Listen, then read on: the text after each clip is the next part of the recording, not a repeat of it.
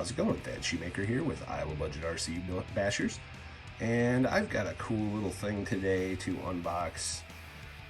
We just recently got those Power Craze 1/24 scale buggies, and we really like those. And I won an auction on this for $4 on eBay, because as you can see here, that's the top mount for the shock, and that's the pin for it, and then the spring is kind of hanging around in there somewhere. And so apparently somebody returned it as broken, and so they couldn't sell it as new. But this is the kart racing, what do they call these? I don't think they actually, a super rodeo, I guess, but I don't think they actually have a name on the box. But neat little buggy. Looks like a miniature. Here, let me turn the overhead light off there. Looks like a miniature Tamiya Hornet. And so that's really, really cool. So now I'm going to unbox it. It comes in this cool little Lexan case. And so it's pretty much probably going to be a display thing, but because I don't expect it to be very good, but it's still really neat looking. All right, so let's get this thing unboxed. I think one side has been opened.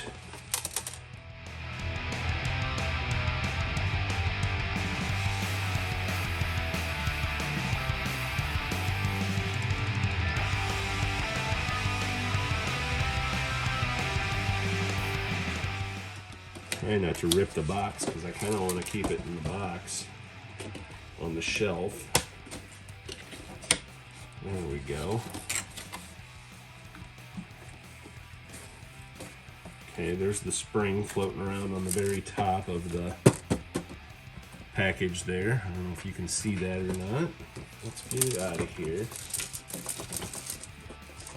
Don't think it's going to be a big deal to fix that.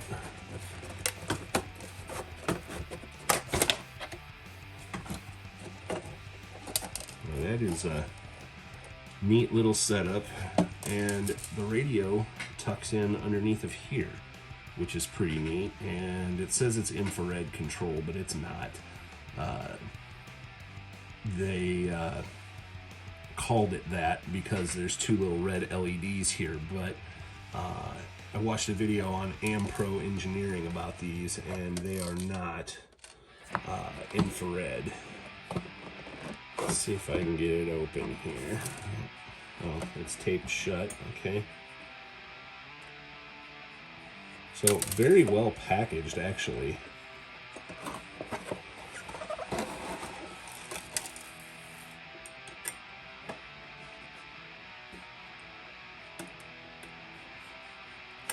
All right. There's the lid. First thing I want to do, get these parts here and see if we can fix this shock. Gotta find my little needle nose here. I'm gonna hold that up like so.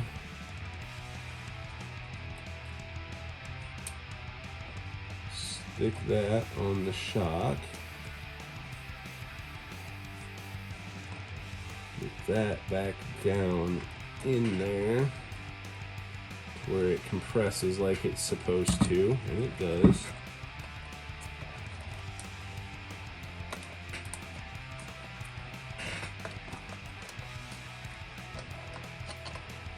And looks like the suspension's kind of compressed already, so I don't know that I'll be able to get this in there, but I'll sure try.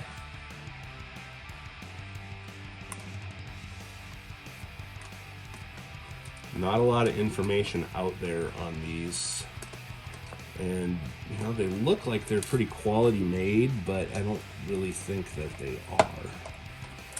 And I'm flying parts. I'm going to turn the camera off and fix this first. Before I do that, I want to take it out of the package, but I wanted to show you this thing is screwed onto here, so that tells you what kind of quality packaging this is. The radio feels cheap, but it actually, you know, it's a radio, and this is kind of weird. I don't know if there's little pieces for the ends of the radio or not. It's definitely not proportional, or it doesn't feel that way, but I wanted to show you that. All right, so got this thing out of the package. Man, it looks identical to a Hornet. The body, the headlights, it's got extra little lights down here, chrome things, but man, that is 100% a miniature Hornet. The way the suspension is, front suspension doesn't have much travel, just a little bit. Back actually travels pretty well, but even the gear case, I mean, that's looks like a miniature Hornet right there. You know, it's that's pretty neat. It's 27 megahertz. This thing actually charges off of the controller, kind of like the Team Associated ones, but the controller takes 8 AA's, I think, and I don't have 8 AA's, so might not be able to do a run test today, but we will see what I can find. Alright, so I did have 6 AA's. They're a little mismatched, but they're all alkaline AA's that are all new, so I'm going to go ahead and get this cover back on. No screw in there, thankfully. I hate it when they put screws on there. And this is the charging cord here. Sorry for my bad camera work there. And so you plug that into the charging port on the bottom of the car. We have to screw the antenna in here. So there we go with that. And then under here, there's 2 sets of them in case you lose them.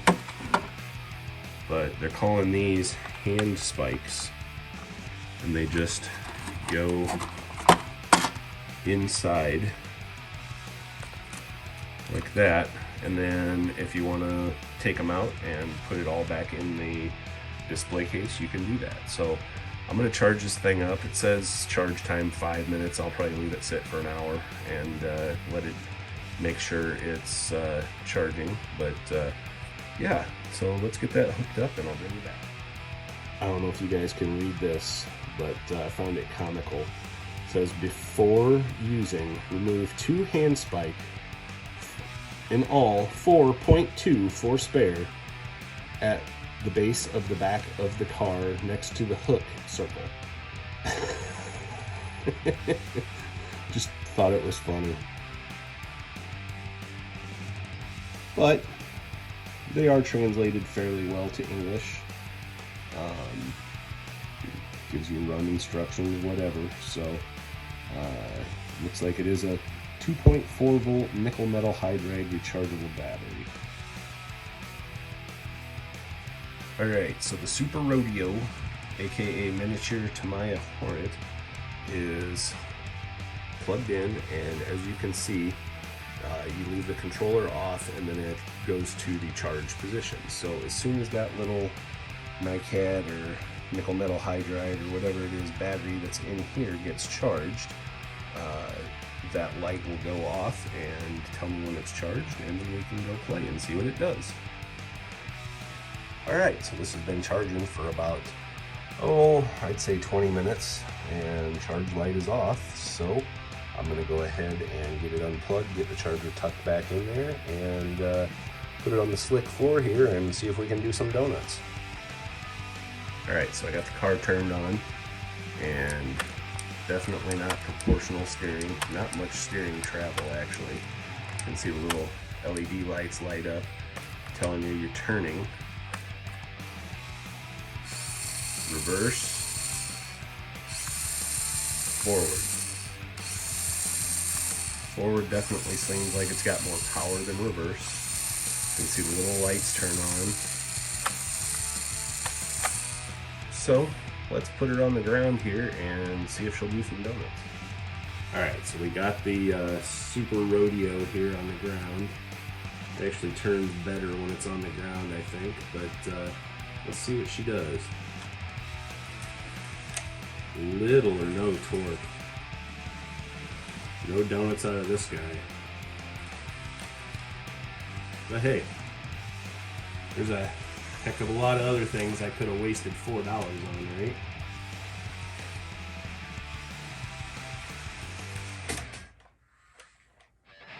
Lights only come on when you're in forward. Definitely not a speed demon, that's for sure. But it'd be a cool shelf queen with a little case.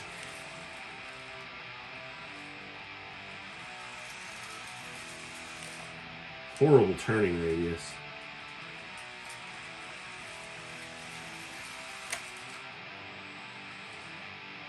But hey, that's what you get for $4, right? That's full backwards, full forward. Do a little run at it and see. A little bit of top end power.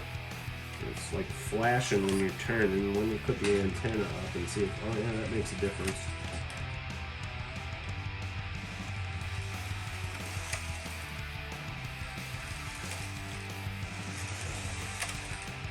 Maybe the motor needs a break-in period, I don't know. Definitely faster when you let off the steering. The steering limits the speed.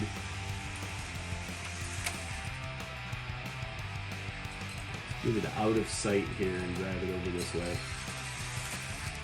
Well, so not too bad, but you know, it is what it is.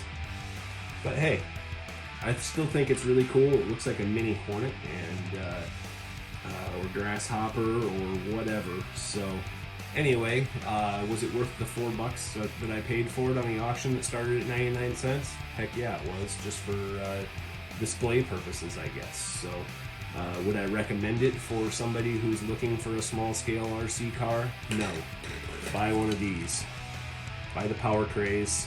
These things are awesome. They legitly do 20 miles an hour, and they're proportional, and I would almost call these hobby grade, miniature hobby grade. So anyway, if you're looking for a shelf queen, this thing would be it. You know, it's a good looking little car, and it comes in a little display case, which I like. The radio fits up in there, so you know, it's pretty neat. But yeah, if you're looking for a speed demon, something to play with, don't buy that. So anyway, guys, thanks for watching. Have a great day.